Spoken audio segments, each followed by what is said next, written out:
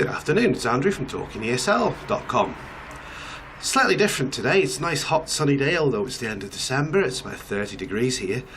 So I decided to do this video on the roof rather than in the classroom. And what we're going to look at today is acronyms in English as a second language teaching, because you'll be exposed to lots of these. And once again, we're going to have some graphics on the screen, so not much video from me. I'm going to look at the acronyms. So let's begin. Okay, so let's have this audio part. Hopefully you can see a nice graphic on the screen just now, and the first thing I'd like to look at is what these acronyms mean. At the top you can see EFL or ESL and EAL. Well, EFL, English as a foreign language, means that people are studying in a non-English speaking country. For example, Spain, China, Russia, Korea. So English as a foreign language. ESL or EAL, well, ESL is English as a second language, and EAL, English as an additional language. And this is for people who are studying English in an English-speaking country, like the UK, Ireland, the USA, Canada, and so on. There is an argument to move to EAL rather than ESL, so English as an additional language, because a lot of people speak two or more languages, so the term English as a second language is redundant. That's a fairly hot topic at the moment. It's being debated and it can be quite controversial too.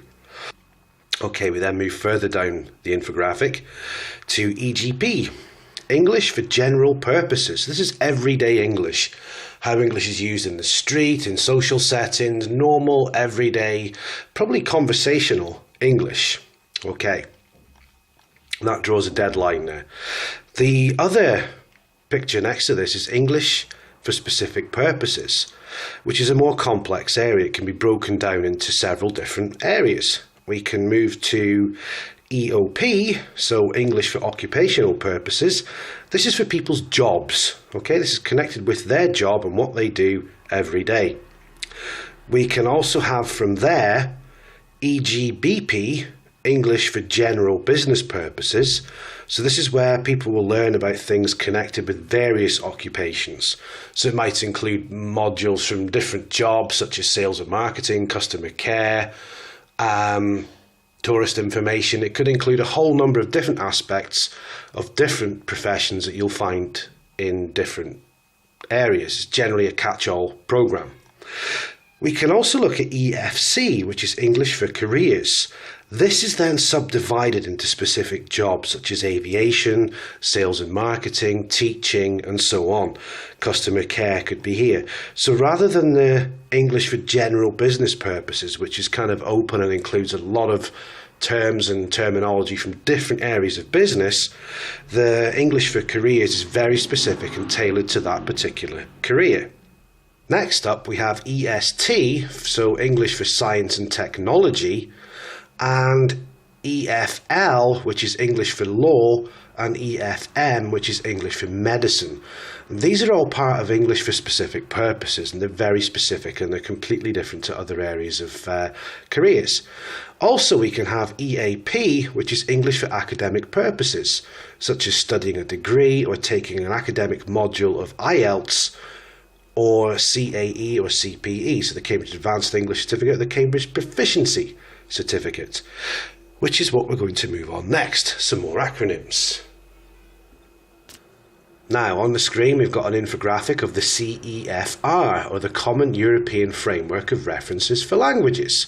This is a document brought into being by the European Union, and it divides language learners into 6 different levels of competence, ranging from A1, which is the most basic, to C2, which is the most advanced. And we'll put something on screen to show you these different levels now. And there are some other acronyms here from the CEFR. We can have YLE, which is Young Learners of English, so Kids English. KET, or KEY as it's now called, which is called the Key English Test. So for an A2 level, we can have PET, Preliminary English Test, which is a B1, intermediate level. FCE, or just simply known as the FIRST, which is the First Certificate Exam, which is a B2 level exam. CAE, the Certificate of Advanced English, which is the C1 level. And CPE, the Certificate of Proficiency in English, which is the C2. So these are the Cambridge English exams as they correspond to the CEFR. Now, there are other exams that are widely recognised throughout the world. We can look at the BEC, which is the Business English Certificate, and it has a preliminary level at B1, so intermediate, advantage level at B2, upper intermediate, and a higher level at C1, or advanced. We also have IELTS, the International English Language Testing System. Now, this is slightly different. This is a 9-band system to measure proficiency of people who want to live or work in an English-speaking country. And it's structured from score 1, which is a non-user, to expert, which is score 9. And this certificate in particular is accepted for Australia, Canada, New Zealand and the UK when we're talking about immigration. So immigrants who want to work can use the certificate to demonstrate that they have whatever level of English they have on the score from 1 to 9. We also have TOEFL, which is the test of English as a foreign language. Now, this is more used by academic institutions to accept students who have different mother tongue. And it follows the CEFR as well. And they also offer TOEFL IBT, which is an online test for the same thing. We have another business teaching structure, the BULATS, or Business Language Testing Service, which is generally used in business and industry for recruitment, for training, to structure training courses for speakers of other languages. So we can see the level there. So as you can see with the acronyms and the structure, it's quite complex. So how do we apply this to a classroom? Well, the best practice when people come to you first is to do a diagnostic or a level test to determine the level on the CEFR. Some of these you have to pay for. Some of them, different examining bodies will offer you access to their level tests, and there are some free ones which we'll put a link to underneath in the description. So before beginning classes, it's a really good idea to do a diagnostic so you can have people in groups who are of the same level, okay? You don't want somebody at CEFR A2 in a C1 class because it would be way too difficult for them.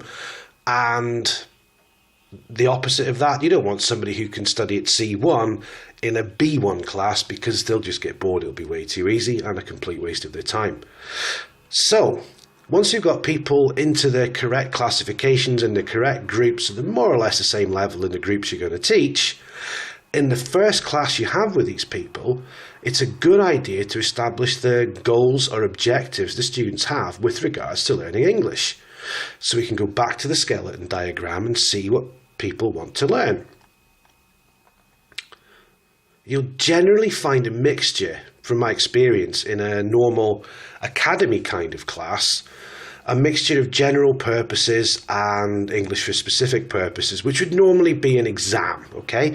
People that want to take a first certificate or a preliminary English test or a TOEFL as an exam to prove their level of English, maybe with regard to getting into a university in the country in which they live in, if it's English as a foreign language, or to access a specific course. Business classes tend to have a different focus and take place in different places because normally business classes are conducted in the place of work with groups from that employer. And again, we need to find out in business classes what the people's level is, what their objectives are, and what they want to learn about. Okay, so the same process. The first lesson, we clarify each individual's different objectives, why they want to learn English. And once you've got your learners' goals or objectives clear, you can then begin to plan your course. So to do this, I generally use a mixture of different textbooks and resources depending on what the individuals need. Okay, so I may have a mixture of people wanting English for exam and general English to converse. So each class I've got to pay attention to both of these groups of people and use material specific to their individual needs. Also, at the beginning, you can do a learning styles questionnaire, a multiple intelligences survey to find out how your students actually learn, what works best for them. This should be taken into consideration here, and that's going to be the focus of another video. Okay, so I hope you enjoyed that video from a nice sunny Valencia today. Let the motorbikes go past. Yeah, I hope you enjoyed that. Please, if you have any comments, leave them below, or head over to talkingesl.com. We can discuss them on the forum there as well. If you have any questions, please get in touch and we'll contact you to answer your questions. So that's it for today. Thank you and goodbye.